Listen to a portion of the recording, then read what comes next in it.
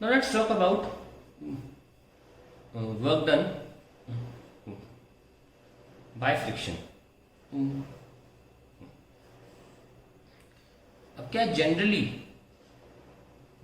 Friction हमेशा absolutely नहीं बोलते, जनरली मतलब ज़्यादातर केसेस में generally friction opposes displacement, and hence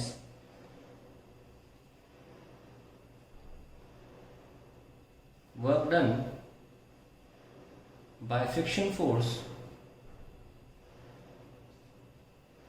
is negative. यही वजह है कि जब आप मान लो बॉडी को आपने ऐसे किया तो फ्रिक्शन पीछे लगता है, फिर भी बॉडी मूव कर जाती है ना, मूव कर जाती है, यानी कि अप्लाइड फोर्स ही है। तो work done by force F क्या हुआ? Work done by force F ये हुआ, ये मास है ना, मान लेते हैं फाइनली एक्सेलरेशन हो गया F minus F by M, net force upon mass तो एफ फ्रिक्शन होता है। तो work done by force F क्या हुआ? एफ इंटू एस, यही होगा ना। And work done by friction क्या हुआ? एफ इंटू एस, नेगेटिव में, क्योंकि अपोजिट डायरेक्शन है। अगर आप cos थीटा रखोगे तो आपको 180 आ जाएगा माइनस में। तो नेट वर्क डन क्या हुआ?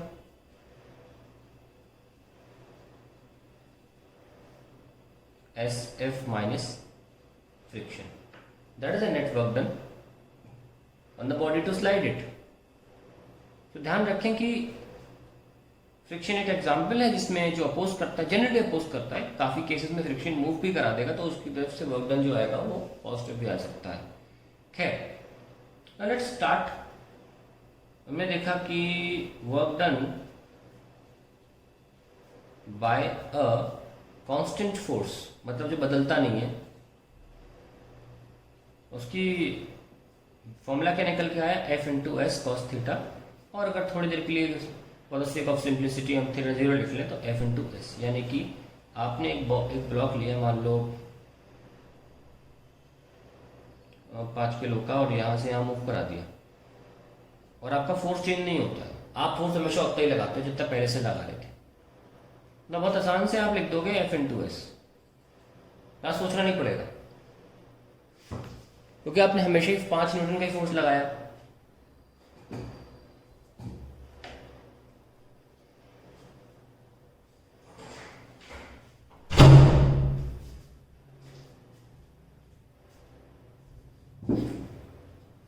अब बात करते हैं, अगर कोई वेरिएबल फोर्स वर्क डन लगाता है, वर्क करता है तो क्या होता है?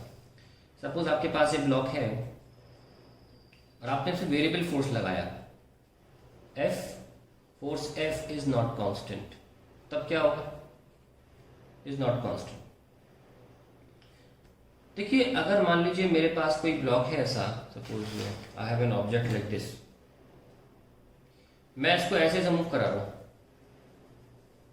मैं कैसे वर्क डन निकाल सकता हूँ? मुझे हर एक माइन्यूट सेकंड में भी मेरा वर्क चेंज हो रहा है, मैं लगातार फोर्स चेंज कर रहा हूँ, मैं एफ इंटू एस कैसे लगाऊं? ये पॉसिबल ही नहीं है, अलग अलग फोर्स है ना, तो मैं कैसे लगा सकता हूँ? जब फोर्स ही वेरिएबल है, I can not use directly F into S because F is changing. Yes और नो? आप कौन सा वाला एफ चुनोगे? जो पहले लगाया था, जो बीच में एक बार लगाओ या एंड में लग के छोड़ दिया, आप कौन सा एफ कौन सा यूज करोगे? फंस गए ना इसमें। तो जब भी फोर्स लगातार चेंज होता रहता है, फोर्स इज नॉट कांस्टेंट। तो जब भी फोर्स बदलता रहता है, एक तरीका, एक टेक्निक है बहुत अच्छी।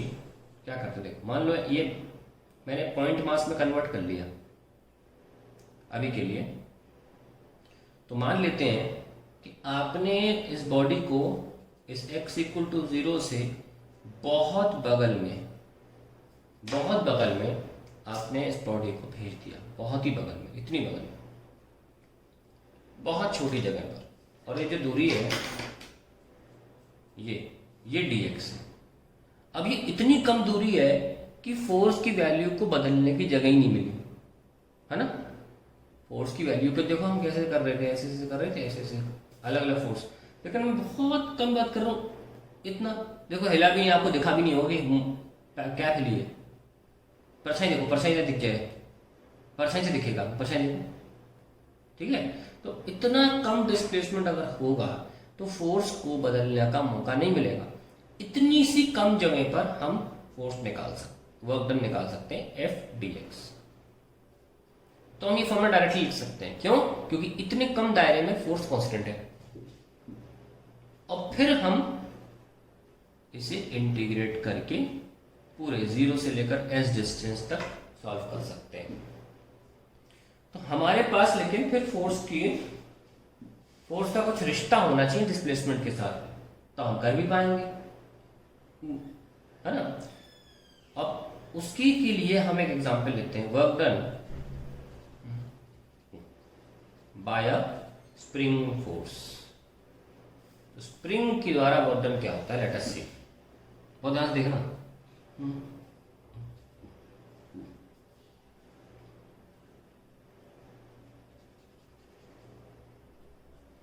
ये मान लीजिए आपका ब्लॉक है, स्प्रिंग से लगा है।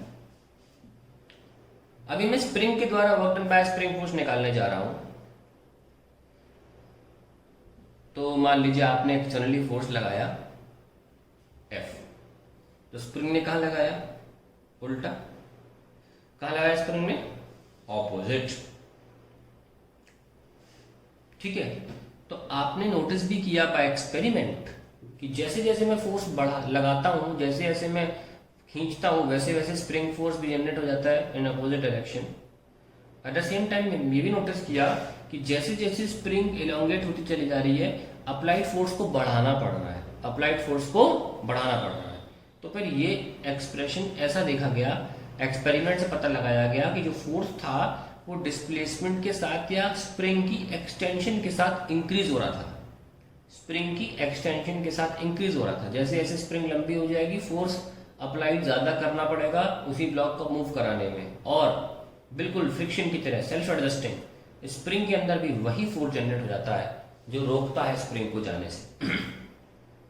तो अगर मैं बात करूं अपने फोर्स की, मेरे फोर्स की, एक्सटर्नल फोर्स की, तो वो हो सकता है इक्वल्स टू के एक्स।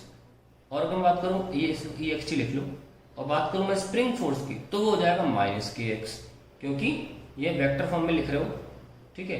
क्योंकि हमारा जो फोर्स है वो डिस्प्लेसमेंट इधर हो रहा है, और फोर्स जो है वो इधर है। स्प्रिंग के केस में नेगेटिव आ जाएगा और अप्लाइड के केस में पॉजिटिव आ जाएगा, ठीक है। तो अब हम आंसर निकाल सकते हैं, what is the work done in compressing, या अभी लिखा है work done by spring, by spring निकाल लो। तो D W is equals to, बहुत कम मूव कराओ, बहुत कम, इतना डी एक्स, ये देखो कितना मूव करा है, बहुत कम।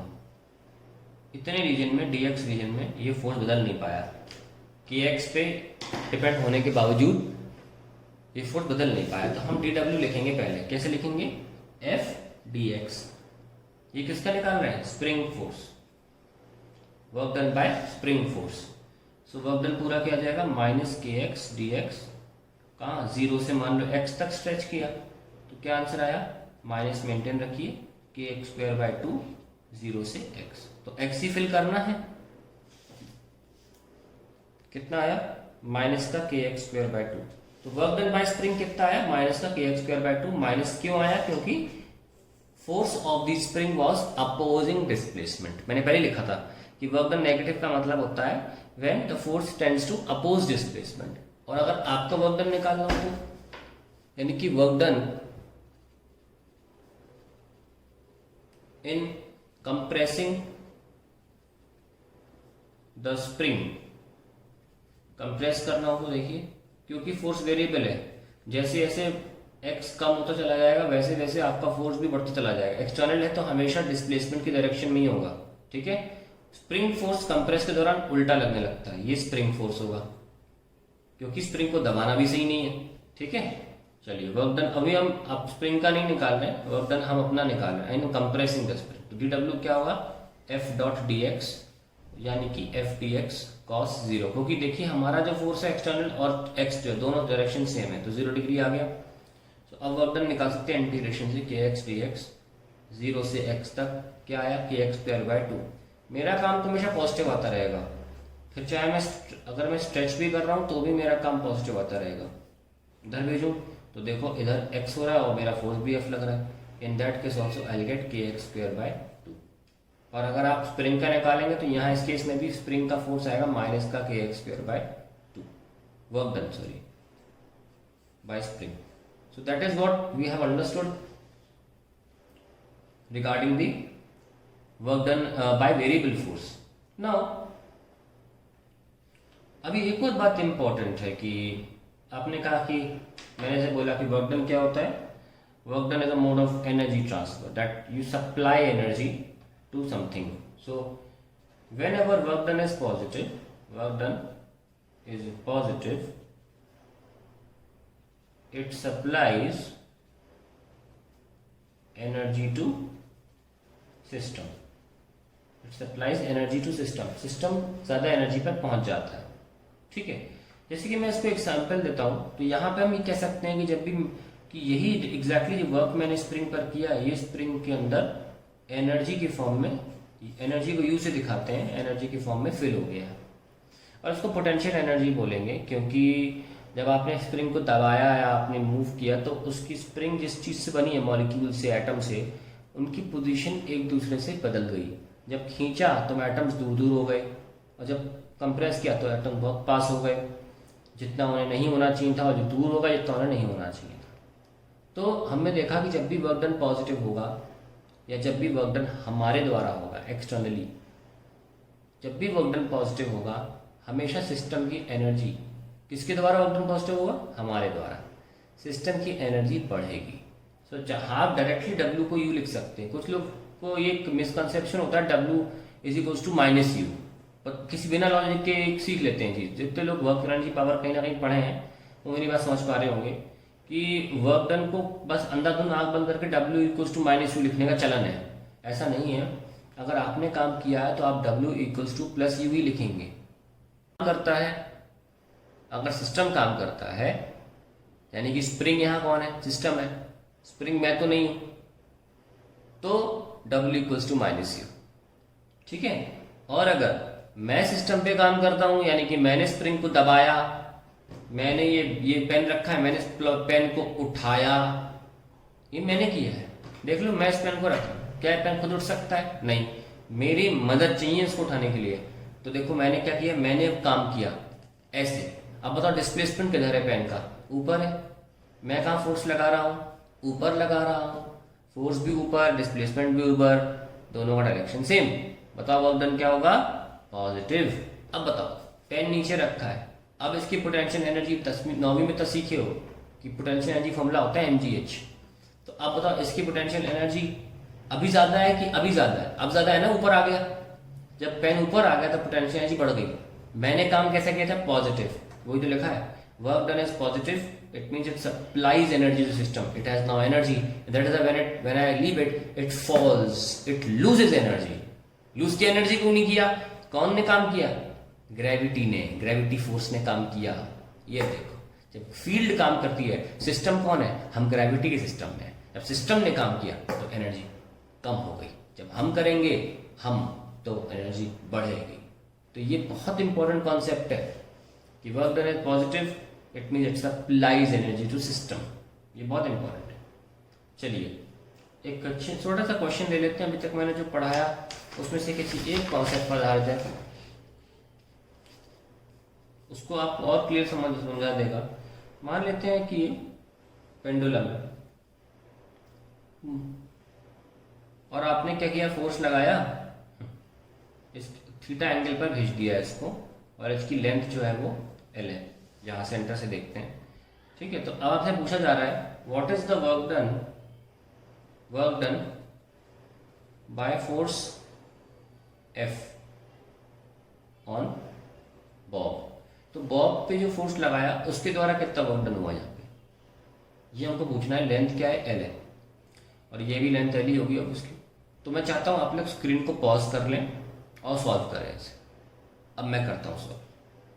देखिए, हमने आपको कई बार पढ़ाया कि अगर आपने स्क्रीन पॉज नहीं किया तो प्लीज पॉज करके कर लेना। वर्क डन क्या होता है? Force into displacement in direction of force. अब देखिए फोर्स यहाँ है तो आपके पास बहुत से ऑप्शन है डिस्प्लेसमेंट के। एक तो कर्व ही तो ले नहीं सकते क्योंकि डिस्प्लेसमेंट तो डायरेक्ट होगा, या तो आप ये लेना चाहते, या फिर आप बॉल ऊपर उठ गई ये लेना चाहते, या आप ये लेना चाहते। कर्व तो ले नहीं सकते ना, या तो ये लोगे या ये लोगे। तो ए बी सी मैं डार्क मार्क करता हूँ, या तो ये या ये या ये। अब बताओ क्या क्या क्या सही है। इतनी देर से पढ़ाया कि फोर्स और डिस्प्लेसमेंट की दिशा सेम होनी चाहिए, तो ए सी सही आंसर है। क्या लिखेंगे? F इंटू ए सी। और उस लिहाज से क्या आ जाएगा, ये ए सी की वैल्यू कितनी है, ये एल है तो सामने वाला L sine theta, F L sine theta is the right answer. तो हमने सारा कुछ वर्क के बारे में कंप्लीट कर दिया। इस कॉन्सेप्ट को सॉलिड करने के लिए एक बेहतरीन क्वेश्चन भी ले लिया कि work done by the force F कैसे निकाला जाएगा। अब अगला टॉपिक हमारा होगा एनर्जी।